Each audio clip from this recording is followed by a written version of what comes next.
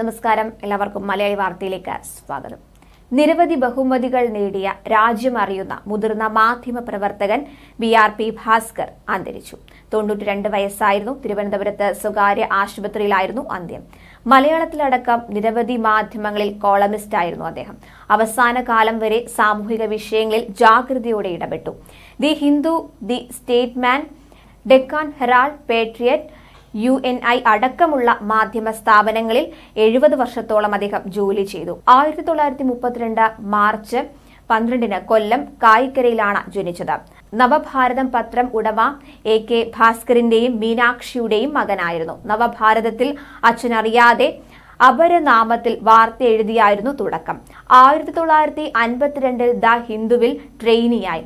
14 വർഷം the Hindu, statesman, patriot എന്നീ പത്രങ്ങളിൽ ജോലി ചെയ്തു. 1966 ദേശീയ വാർത്താ ഏജൻസിയായ UNI-യിൽ ചേർന്നു.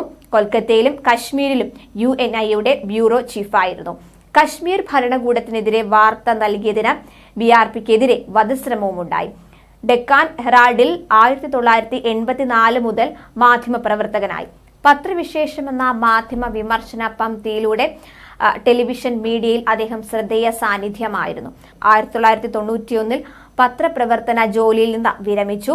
1993 മുതൽ തിരുവനന്തപുരത്തും 2017 മുതൽ ചെന്നൈയിലുമായാണ് അദ്ദേഹം താമസിച്ചിരുന്നത്.